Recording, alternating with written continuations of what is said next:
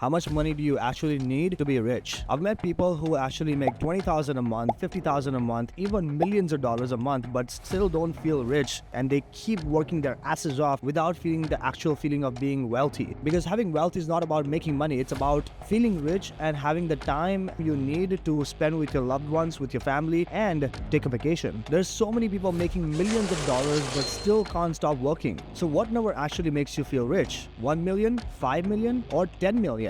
Because you might be telling yourself, after I achieve $1 million, I'll stop working. And that's what I told myself when I made $2.5 million with my funding company. And I was like, okay, everything is sorted. Like, I don't need to work anymore. And that's when I realized I had to put in more work to keep this engine going, keep feeding this beast over and over again, because revenue has no ceiling. Until I realized that there is different levels of wealth. One, you can actually work your ass off to make a lot of money. And the other one is own a bunch of assets that produces cash flow every single month while you're in Koh Samui in Thailand, just, spending time with your loved one. And the definition of wealth depends on exact what type of level you want to play.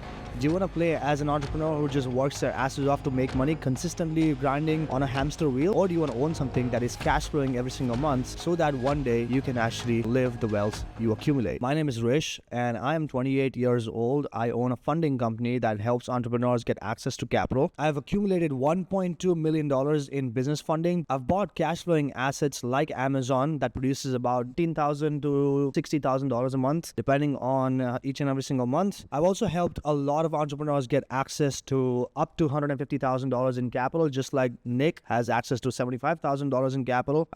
Conley has access to $300 and something thousand in capital, and Kevin has access to over $100,000 in capital. You can see right there. And I've interviewed each and every single client and asked them exactly what made them wealthy. And the answer was not working their asses off, but owning something that can actually retire them from the daily operations, which means owning something that already has track record, has produced cash flow from day one, every single month. That includes absentee-owned businesses. Okay, what do I mean by absentee-owned businesses? These are the types of businesses that does not require the owner to be present in the operation. I've come across a lot of absentee-owned businesses that are highly in demand right now. For example, healthcare facilities, laundromat, storage facilities, multifamily, car wash, buying consumer apps that produces revenue people actually use, which includes calorie tracker or video editing apps. Those are much more high-level plays, but anyone can go ahead and acquire these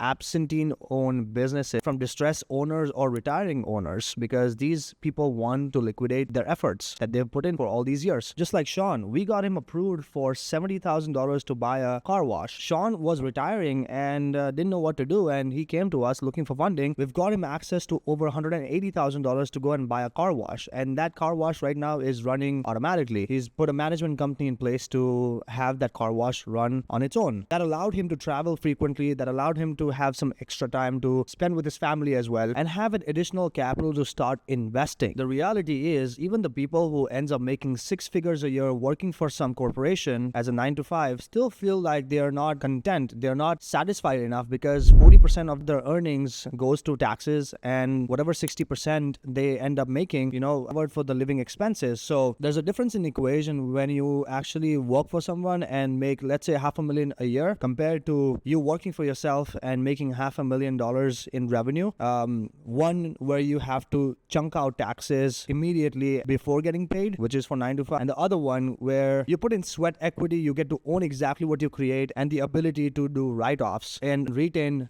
majority of the wealth that you accumulate. So there's about 4 types of wealth. First is income rich. You make a lot of money working for someone. Second is asset rich. You own a lot of assets and that asset is producing cash flow. Third is cash flow rich, where you own something that produces a lot of cash flow. That means owning a business, owning a restaurant, that is also a business, owning a multifamily apartment complex that produces a lot of cash flow. And the fourth one is time rich, where you get time freedom, you get location location freedom, where you control your calendar. Most people spend their entire life chasing number one, which is income rich. They just want to look good on paper. They want to tell their friends that they make $2 million a year, but that doesn't give them time. That doesn't give them any cash flow, any meaningful cash flow that can really provide them with freedom to enjoy with their families, to be anywhere in the world. I think for people, the goal should be all four. And when I started my entrepreneurial journey, I was just chasing numbers. And by God's grace, my company did $5 million in accumulated revenue in the last 3 years. And I'm genuinely grateful for that. But at the same time, I felt like I was trapped. I felt like I had to show up every single day. Without me, the business is not going to work. And that's when I realized that how do I create systems? How do I replace myself from what I'm doing and achieve and take back my time?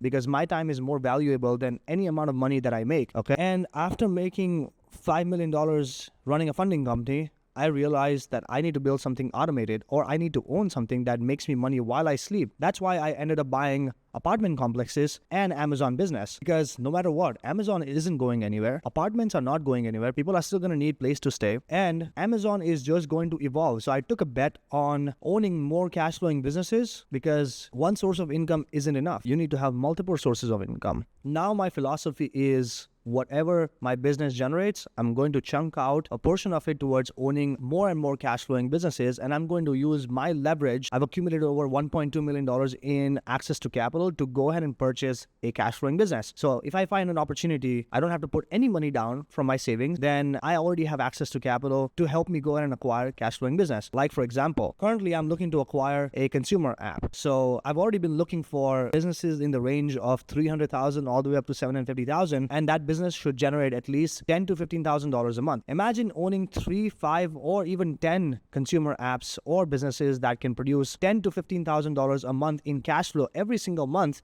without you actually being involved in that business, because those businesses are absentee owned businesses. Then, what else do you need? It's not how much you make, it's how consistently you make without you being there. And the whole goal for this video is to talk about how you can own absentee businesses without putting your own money down, using the leverage system in the US. Anyone that has at least 700 credit score can get access to up to $150,000 to $200,000 in access to capital. In access to capital that you can use to get more leverage when you go ahead and buy a business. For example, if you want to go acquire a $500,000 business, you put $100,000 down payment, and then remaining 80% of the funds gets covered by SBA, which is Small Business Administration, that covers 80% of the financing. It is a government-based financing. And then whatever the delta is, 5 to 10% gets seller financed by the seller. And there are specific businesses where the owner will actually finance you for acquiring their business, because they're more incentivized to sell their business. So if you want access to those businesses, then click the link below to join my community, where I have my team researching every single day, spotting all these opportunities and putting them on a folder. And not only that, but we also help you get access to capital to buy these businesses. Okay.